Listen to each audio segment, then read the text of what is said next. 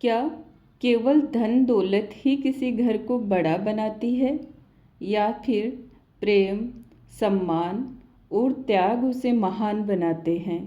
इसी प्रश्न का सुंदर उत्तर देती है मुंशी प्रेमचंद जी की प्रसिद्ध कहानी बड़े घर की बेटी। कहानी शुरू करने से पहले अगर आपको हिंदी की अनमोल और मनमोहक कहानियाँ सुनना पसंद है तो इस चैनल को सब्सक्राइब ज़रूर करें, ताकि मुझे रोज़ ऐसी ही नई और सुंदर कहानियाँ आपके सामने लाने की प्रेरणा मिलती रहे। शुरू करते हैं आज की कहानी। बेनी माधव सिंह गोरीपुर गांव के जमींदार और नंबरदार थे। उनके पितामह किसी समय बड़े धन धान्य संपन्न थे। गांव का पक्का तालाब और मंदिर, जिनकी अब मरम्मत भी मुश्किल थी, उन्हीं के कीर्ति स्तंभ थे। कहते हैं इस दरवाजे पर हाथी झूमता था। अब उसकी जगह एक बूढ़ी भैंस थी, जिसके शरीर में अस्थि पंजर के सिवा और कुछ शेष न रहा था, पर दूध शायद बहुत देती थी, क्योंकि एक न एक आदमी हांडी लिए उसके सिर पर सवार ही रहता था। बेनी माधव सिंह अपनी आधी से अधिक संपत्ति वकीलों को भेंट कर चुके थे। उनकी वर्तमान आय 1000 रुपये वार्षिक से अधिक न थी। ठाकुर साहब के 2 बेटे थे। बड़े का नाम श्रीकंठ सिंह था। उसने बहुत दिनों के परिश्रम और उद्योग के बाद बीए की डिग्री प्राप्त की थी। अब एक दफ्तर में नौकर था। छोटा लड़का लाल बिहारी सिंह दोहरे बदन का सजीला जवान था। भरा हुआ मुखड़ा, चौड़ी छाती, भैंस का 2 सेर ताज़ा दूध वह उठकर सवेरे पी जाता था। श्रीकंठ सिंह की दशा बिल्कुल विपरीत थी। इन नेत्र प्रिय गुणों को उन्होंने बीए इन्हीं 2 अक्षरों पर न्योछावर कर दिया था। इन 2 अक्षरों ने उनके शरीर को निर्बल और चेहरे को कांतिहीन बना दिया था। इसी से वैदिक ग्रंथों पर उनका विशेष प्रेम था। आयुर्वेदिक औषधियों पर उनका अधिक विश्वास था। शाम सवेरे उनके कमरे से पराए खरल की सुरीली कर्ण मधुर ध्वनि सुनाई दिया करती थी। लाहौर और कलकत्ते के वेदों से बड़ी लिखा पढ़ी रहती थी। श्रीकंठ इस अंग्रेजी डिग्री के अधिपति होने पर भी अंग्रेजी सामाजिक प्रथाओं के विशेष प्रेमी न थे, बल्कि वह बहुधा बड़े जोर से उनकी निंदा और तिरस्कार किया करते थे। इसी से गांव में उनका बड़ा सम्मान था। दशहरे के दिनों में वह बड़े उत्साह से रामलीला में होते और स्वयं किसी न किसी पात्र का पाठ लेते थे। गौरीपुर में रामलीला के वही जन्मदाता थे। प्राचीन हिंदू सभ्यता का गुणगान उनकी धार्मिकता का प्रधान अंग था। सम्मिलित कुटुंब के तो वह एकमात्र उपासक थे। आजकल स्त्रियों को कुटुंब में मिलजुल कर रहने की जो अरुचि होती है, उसे वह जाति और देश दोनों के लिए हानिकारक समझते थे। यही कारण था कि गांव की ललनाएं उनकी निंदक थी।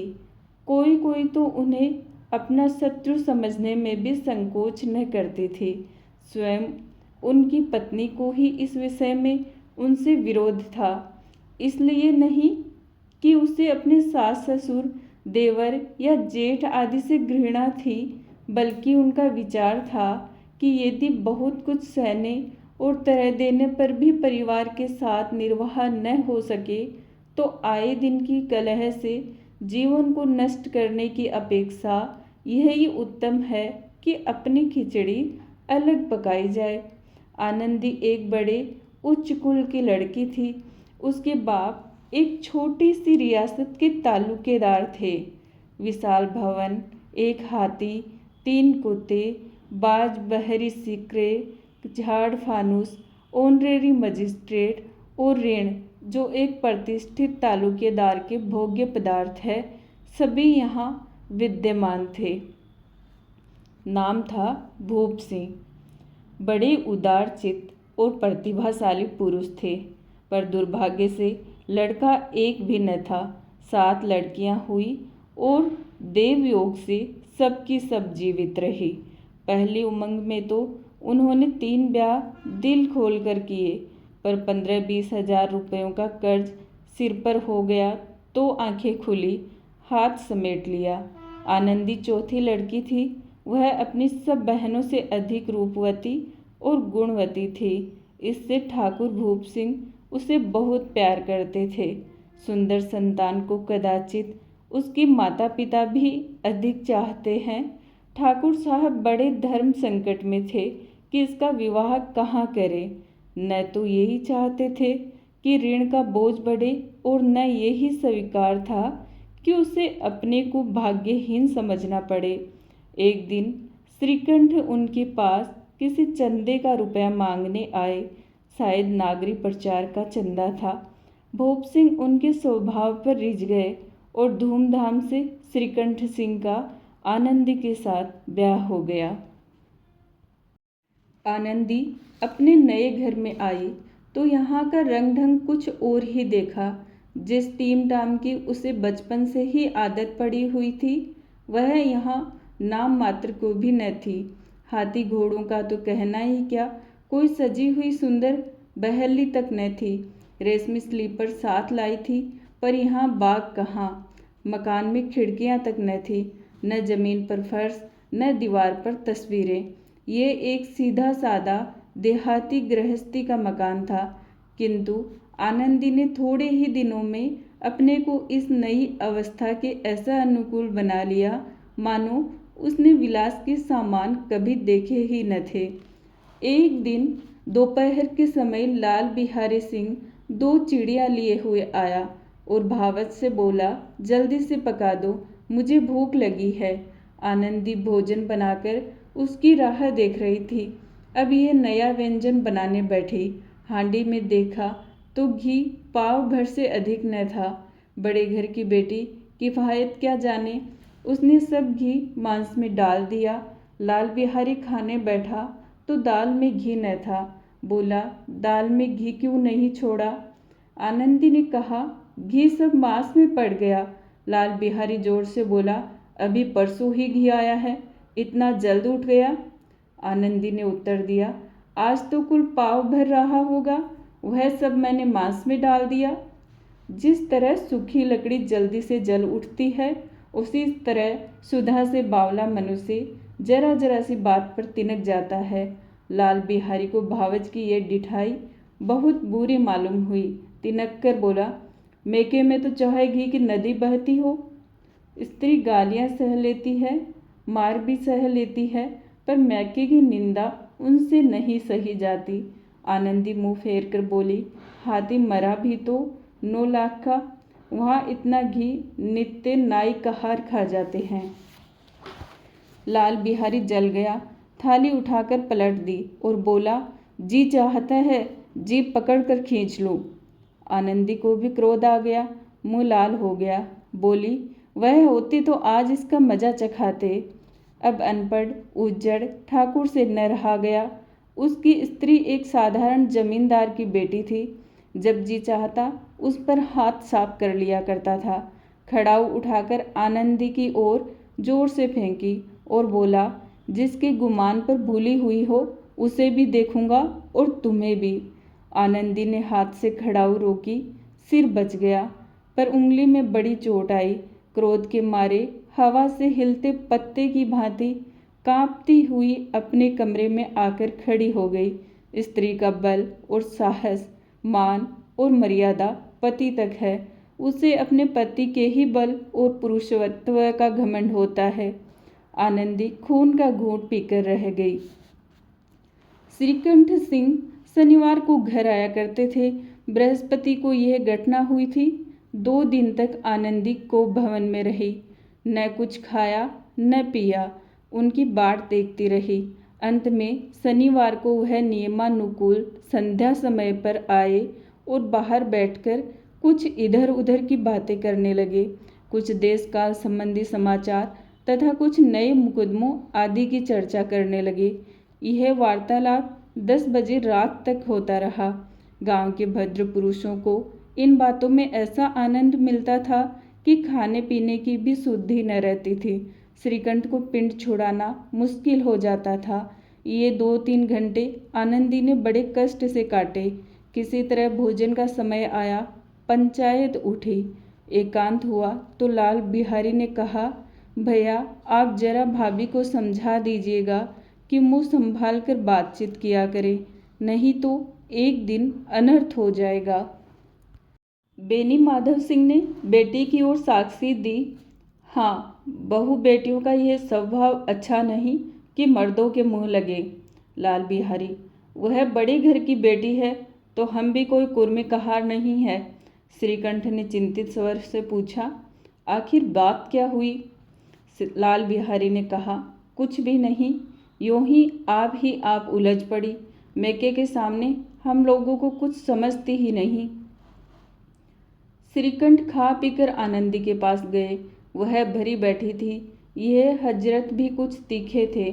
आनंदी ने पूछा, चित्त तो प्रसन्न है? श्रीकंठ बोले, बहुत प्रसन्न है, पर तुमने आजकल घर में ये क्या उपद्रव मचा रखा है? आनंदी की त्योरियों पर बल पड़ गए। झुंझलाहट के मारे बदन में ज्वाला सी दहक उठी। बोली, जिसने तुमसे ये आग लगाई है उसे पाऊं मुंह झुलस दूं। श्रीकंठ, इतनी गर्म क्यों होती हो? बात तो कहो। आनंदी, क्या कहूँ, ये मेरे भाग्य का फेर है, नहीं तो गंवार छोकरा जिसको चपरासीगिरी करने का भी शऊर नहीं, मुझे खड़ाऊ से मारकर यूं न अकड़ता। श्रीकंठ, सब हाल साफ साफ कहो तो मालूम हो, मुझे तो कुछ पता ही नहीं। आनंदी, परसों तुम्हारे लाडले भाई ने मुझसे मांस पकाने को कहा। घी हांडी में पाव भर से अधिक न था। वह सब मैंने मांस में डाल दिया। जब खाने बैठा तो कहने लगा, दाल में घी क्यों नहीं है? बस इसी पर मेरे मैके को बुरा भला कहने लगा। मुझसे न रहा गया। मैंने कहा कि वहाँ इतना घी तो नाई कहार खा जाते हैं और किसी को जान भी नहीं पड़ता। बस इतनी सी बात पर इस अन्यायी ने मुझ पर खड़ाऊ फेंक मारी। यदि हाथ से न रोक लूँ तो सिर फट जाए। उसी से पूछो मैंने जो कुछ कहा है वह सच है या झूठ। श्रीकंठ की आंखें लाल हो गई। बोले, यहाँ तक हो गया, इस छोकरे का ये साहस। आनंदी स्त्रियों के स्वभाव अनुसार रोने लगी, क्योंकि आंसू उनकी पलकों पर रहते हैं। श्रीकंठ बड़े धैर्यवान और शांति पुरुष थे। उन्हें कदाचित ही कभी क्रोध आता था। स्त्रियों के आंसू पुरुष की क्रोधाग्नि भड़काने में तेल का काम देते हैं। रात भर करवटें बदलते रहे। उद्विग्नता के कारण पलक तक न झपकी। प्रातःकाल अपने बाप के पास जाकर बोले, दादा अब इस घर में मेरा निभाह न होगा। इस तरह की विद्रोहपूर्ण बातें कहने पर श्रीकंठ ने कितनी ही बार अपने कई मित्रों को आड़े हाथों लिया था, परंतु दुर्भाग्य आज उन्हें स्वयं वे ही बातें अपने मुंह से कहनी पड़ी। दूसरों को उपदेश देना भी कितना सहज है। बेनी माधव सिंह घबरा उठे और बोले, क्यों? श्रीकंठ, इसलिए कि मुझे भी अपनी मान प्रतिष्ठा का कुछ विचार है। आपके घर में अब अन्याय और हठ का प्रकोप हो रहा है। जिनको बड़ों का आदर सम्मान करना चाहिए वे उनके सिर चढ़ते हैं। मैं दूसरे का नौकर ठहरा घर पर रहता नहीं। यहाँ मेरे पीछे स्त्रियों पर खड़ाऊ और जूतों की बौछारें होती है। कड़ी बात तक चिंता नहीं, कोई एक की दो कह ले वहाँ तक मैं सह सकता हूँ, किंतु ये कदापि नहीं हो सकता कि मेरे ऊपर लात घुसे पड़े और मैं दम न मारूं। बेनी माधव सिंह कुछ जवाब न दे सके। श्रीकंठ सदैव उनका आदर करते थे। उनके ऐसे तेवर देखकर बूढ़ा ठाकुर अवाक रह गया। केवल इतना ही बोला, बेटा तुम बुद्धिमान होकर ऐसी बातें करते हो। स्त्रियां इस तरह घर का नाश कर देती है। उनको बहुत सिर चढ़ाना अच्छा नहीं है। श्रीकंठ, इतना मैं जानता हूँ, आपके आशीर्वाद से ऐसा मूर्ख नहीं हूँ। आप स्वयं जानते हैं कि मेरे ही समझाने बुझाने से इसी गांव में कई घर संभल गए, पर जिस स्त्री की मान प्रतिष्ठा का ईश्वर के दरबार में उत्तरदाता हूँ, उसके प्रति ऐसा घोर अन्याय और पशुवत व्यवहार मुझे असह्य है। आप सच मानिए, मेरे लिए यही कुछ कम नहीं है कि लाल बिहारी को कुछ दंड नहीं देता। अब बेनी माधव सिंह भी गरमाए, ऐसी बातें और न सुन सके। बोले, लाल बिहारी तुम्हारा भाई है, उससे जब कभी भूल चूक हो उसके कान पकड़ो। लेकिन श्रीकंठ, लाल बिहारी को मैं अब अपना भाई नहीं समझता। बेनी माधव सिंह, स्त्री के पीछे? श्रीकंठ, जी नहीं, उसकी क्रूरता और अविवेक के कारण। दोनों कुछ देर चुप रहे। ठाकुर साहब लड़के का क्रोध शांत करना चाहते थे, लेकिन ये नहीं स्वीकार करना चाहते थे कि लाल बिहारी ने कोई अनुचित काम किया है। इसी बीच में गांव के और कई सज्जन हुक्के चिल्लम के बहाने वहां आ बैठे। कई स्त्रियों ने जब यह सुना कि श्रीकंठ पत्नी के पीछे पिता से लड़ने को तैयार है, तो उन्हें बड़ा हर्ष हुआ। दोनों पक्षों की मधुर वाणियाँ सुनने के लिए उनकी आत्माएं तिलमिलाने लगी। गांव में कुछ ऐसे कुटिल मनुष्य भी थे जो इस कुल की नीतिपूर्ण गति पर मन ही मन जलते थे। वे कहा करते थे, श्रीकंठ अपने बाप से दबता है, इसलिए वह दब्बू है। उसने विद्या पढ़ी, इसलिए वह किताबों का कीड़ा है। बेनी माधव सिंह उसकी सलाह के बिना कोई काम नहीं करते, यह उनकी मूर्खता है। इन महानुभावों की शुभकामनाएं आज पूरी होती दिखाई दी। कोई हुक्का पीने के बहाने और कोई लगान की रसीद दिखाने आकर बैठ गया। बेनी माधव सिंह पुराने आदमी थे, इन भावों को ताड़ गए। उन्होंने निश्चय किया, चाहे कुछ भी क्यों न हो, इन द्रोहियों को ताली बजाने का अवसर न दूंगा। तुरंत कोमल शब्दों में बोले, बेटा, मैं तुमसे बाहर नहीं हूँ, तुम्हारा जो जी चाहे करो। अब तो लड़के से अपराध हो गया। इलाहाबाद का अनुभव रहित झल्लाया हुआ ग्रेजुएट इस बात को न समझ सका। उसे डिबेटिंग क्लब में अपनी बात पर अड़ने की आदत थी। इन हथकंडों की उसे क्या खबर। बाप ने जिस मतलब से बात पलटी थी वह उसकी समझ में न आया। बोला, लाल बिहारी के साथ अब इस घर में नहीं रह सकता। बेनी माधव बोला, बेटा, बुद्धिमान लोग मूर्खों की बात पर ध्यान नहीं देते।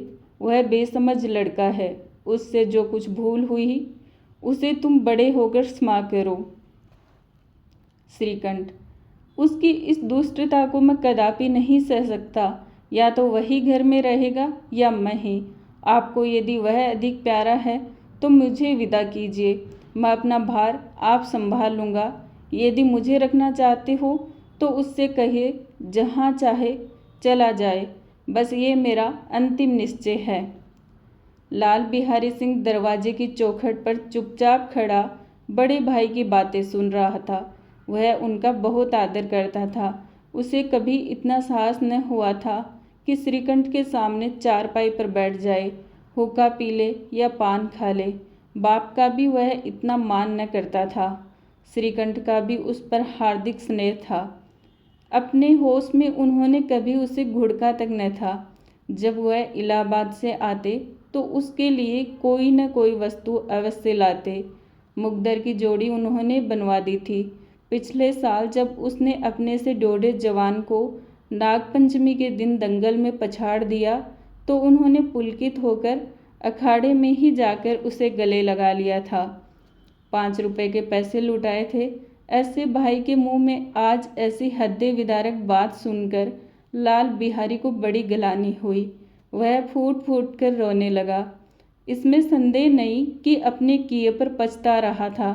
भाई के आने से एक दिन पहले से उसकी छाती धड़कती थी कि देखूं भैया क्या कहते हैं, मैं उनके सम्मुख कैसे जाऊंगा, उनसे कैसे बोलूँगा, मेरी आंखें उनके सामने कैसे उठेगी। उसने समझा था कि भैया मुझे बुलाकर समझा देंगे। इस आशा के विपरीत आज उसने उन्हें निर्दयता की मूर्ति बने हुए पाया। वह मूर्ख था, परंतु उसका मन कहता था कि भैया मेरे साथ अन्याय कर रहे हैं। यदि श्रीकंठ उसे अकेले में बुलाकर 2-4 बातें कह देते, इतना ही नहीं 2-4 तमाचे भी लगा देते, तो कदाचित उसे इतना दुख न होता। पर भाई का ये कहना कि अब मैं इसकी सूरत नहीं देखना चाहता, लाल बिहारी से सहा न गया। वह रोता हुआ घर आया, कोठरी में जाकर कपड़े पहने, आंखें पोंछी, जिसमें कोई ये न समझे कि रोता था। तब आनंदी के द्वार पर आकर बोला, भाभी, भैया ने निश्चय किया है कि वह मेरे साथ इस घर में न रहेंगे। अब वह मेरा मुंह नहीं देखना चाहते, इसलिए अब मैं जाता हूँ। उन्हें फिर मुंह न दिखाऊंगा। मुझसे जो कुछ अपराध हुआ उसे क्षमा करना। ये कहते कहते लाल बिहारी का गला भर आया। जिस समय लाल बिहारी सिर झुकाए आनंदी के द्वार पर खड़ा था, उसी समय श्रीकंठ सिंह भी आंखें लाल किए बाहर से आए।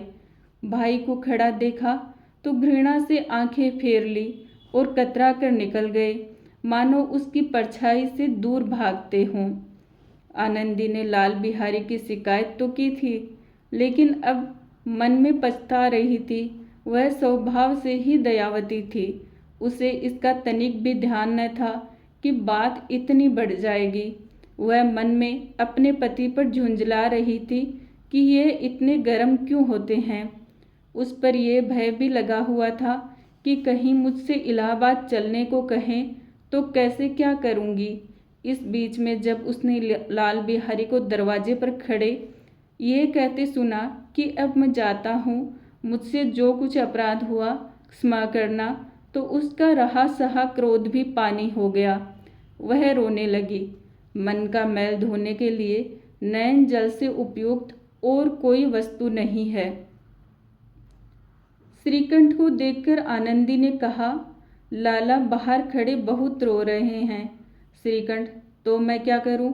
आनंदी, भीतर बुला लो, मेरी जीभ में आग लगे, मैंने कहाँ से यह झगड़ा उठाया। श्रीकंठ, मैं न बुलाऊंगा। आनंदी, पछताओगे, उन्हें बहुत गलानी हो रही है, ऐसा न हो कहीं चल दे। श्रीकंठ न उठे। इतने में लाल बिहारी ने फिर कहा, भाभी, भैया से मेरा प्रणाम कह दो। वह मेरा मुंह नहीं देखना चाहते, इसलिए मैं भी अपना मुंह उन्हें न दिखाऊंगा। लाल बिहारी इतना कहकर लौट पड़ा और शीघ्रता से दरवाजे की ओर बढ़ा। अंत में आनंदी कमरे से निकली और उसका हाथ पकड़ लिया। लाल बिहारी ने पीछे फिरकर देखा और आंखों में आंसू भरे बोला, मुझे जाने दो। आनंदी, कहाँ जाते हो? लाल बिहारी, जहाँ कोई मेरा मुंह न देखे। आनंदी, मैं न जाने दूंगी। लाल बिहारी, मैं तुम लोगों के साथ रहने योग्य नहीं हूँ। आनंदी, तुम्हें मेरी सौगंध, अब एक पग भी आगे न बढ़ाना। लाल बिहारी, जब तक मुझे ये मालूम न हो जाए कि भैया का मन मेरी तरफ से साफ हो गया, तब तक मैं इस घर में कदापि न रहूँगा। आनंदी, मैं ईश्वर को साक्षी देकर कहती हूँ कि तुम्हारी ओर से मेरे मन में तनिक भी मेल नहीं है। अब श्रीकंठ का भी हृदय पिघला। उन्होंने बाहर आकर लाल बिहारी को गले लगा लिया। दोनों भाई खूब फूट फूट कर रोए। लाल बिहारी ने सिसकते हुए कहा, भैया, अब कभी मत कहना कि तुम्हारा मुंह न देखूंगा। इसके सिवा आप जो दंड देंगे मैं सहर्ष स्वीकार करूंगा। श्रीकंठ ने कांपते हुए स्वर में कहा, लल्लू, इन बातों को बिल्कुल भूल जाओ। ईश्वर चाहेगा तो फिर ऐसा अवसर न आवेगा। बेनी माधव सिंह बाहर से आ रहे थे। दोनों भाइयों को गले मिलते देखकर आनंद से पुलकित हो गए। बोल उठे, बड़े घर की बेटियां ऐसी ही होती है, बिगड़ता हुआ काम भी बना लेती है। गांव में जिसने ये वृतांत सुना, उसी ने इन शब्दों में आनंदी की उदारता को सराहा। बड़े घर की बेटियां ऐसी ही होती है। इसी के साथ इस कहानी का एक सुंदर दृश्य के साथ अंत होता है। एक समझदार घर की बेटी ने एक ससुराल को टूटने से बचा लिया। अगर आपको मेरी कहानियाँ पसंद आती है तो इस चैनल को सब्सक्राइब ज़रूर करें। आपको ये कहानी कैसी लगी कमेंट्स करके ज़रूर बताएं। और अगर कहानी पसंद आई हो तो इसे लाइक करें। मिलते हैं ऐसी ही एक और नई कहानी के साथ। तब तक के लिए बाय।